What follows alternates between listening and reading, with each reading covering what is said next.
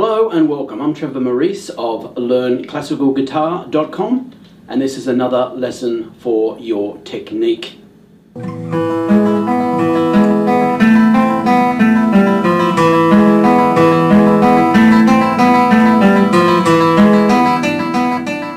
we all know that good and proper technique speeds up your development on the guitar and sets you free.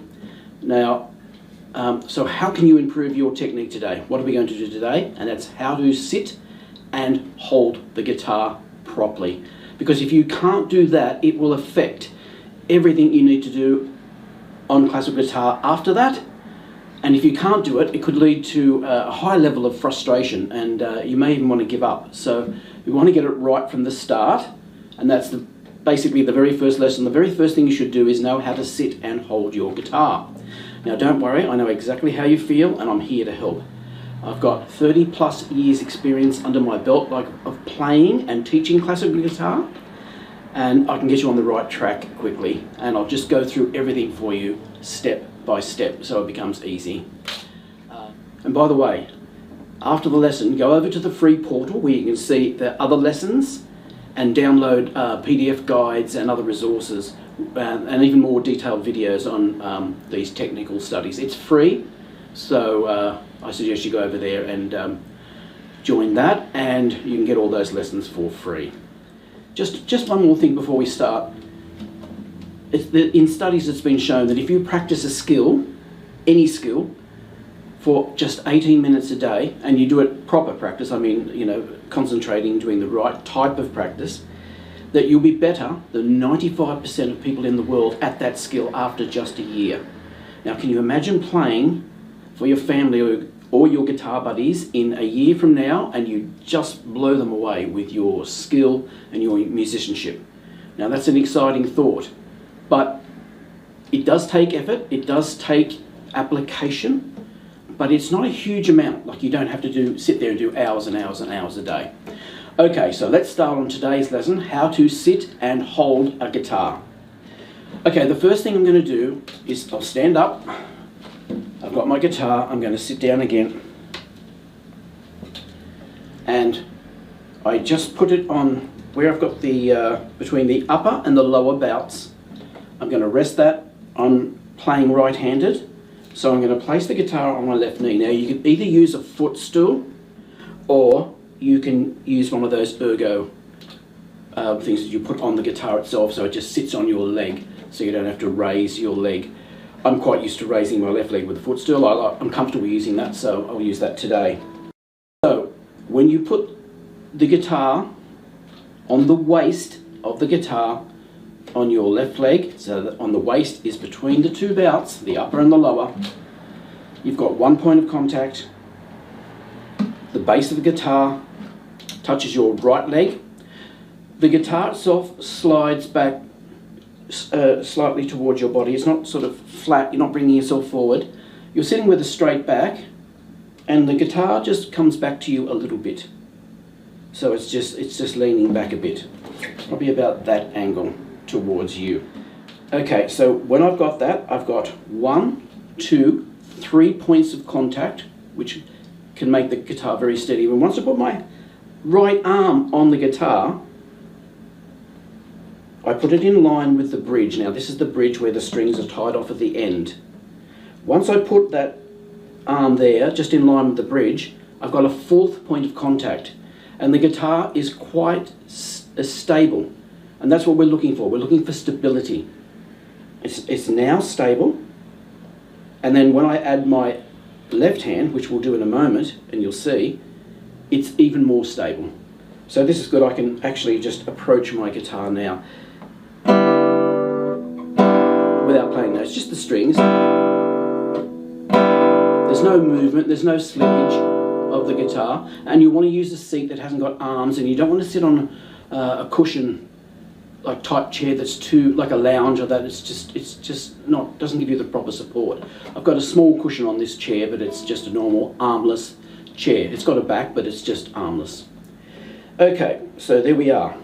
Now here's a little photo. I'll just put a little photo on the screen of how my right arm should look, because when you put it on, there's a little arch that you should get in your approach to the strings. And I'll just show you that picture first and then I'll tell you why. Here's the photo. Now you can see in the photo that I've got an arch. I call it, with my students here in Australia, the Sydney Harbour Bridge method, because it looks the shape of the Sydney Harbour Bridge. And that's how they always remembered it, very, very easy. Now, if you don't have that arch, the tendency is, if your hand is too flat, the tendency is to pull the strings out because you're not approaching it on the right angle, and you can get that horrible thwacking sound. That's not how you play the strings. In another lesson coming up soon, we'll do rest stroke and free stroke and how to approach string. But the next lesson after this actually will be how to actually play the strings in the right manner with that arch, because you need to get a very nice sound, and there's a real trick to it. We'll talk about that in the next lesson. Okay, so once we've got all that, we've got our 1, 2, 3, 4 points of contact. We go for our 5th point of contact, which is the left hand. Now we put the thumb on the back, and it's a hinge method. I call it the hinged method because your thumb goes about 2/3 of the way up and it sits behind your first finger or your second finger or in between those two. So that's on the fret there. Now, I have this little technique that we do when I first start this called the hinge technique, where I bend my wrist. I've got my fingers on the first E string there, and then I bend my wrist and I hinge my thumb and I put them up the top, down the bottom, up the top, down the bottom. That's all you need to do to move from the top to the bottom of the guitar on the neck. It's just that small bending of the left wrist, or right wrist if you're right-handed, if you're left-handed, sorry, and then I can reach anything there. Now the angles as well, to get these angles right, you need the headstock, which is here, to be in line with your eyes. That will give you an angle of the guitar of 45 degrees or so to the ground. That is the correct technique. Now we've got all these points of contact. 1, 2, 3, 4, 5, and here's a C chord.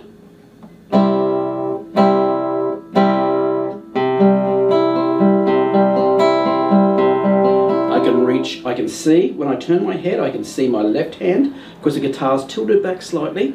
I can see my right hand, I can see what it's doing. And everything is nice and clear.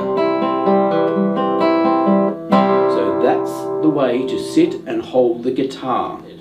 Don't forget to go over to the free portal, where there are many more lessons for you to delve into. There are downloadable PDFs. These are all free. There are more instructional videos and even pieces to play that will really teach you how to implement the lessons. So everything that you're going to learn in each lesson, there'll be a little activity to go with it. So a little lesson that goes with it there. We don't really need it for how to sit and hold a guitar, although I do have a download for pictures just to show you what to do. So just a quick reminder. So there it is, how to sit and hold a guitar, and I'll see you very soon.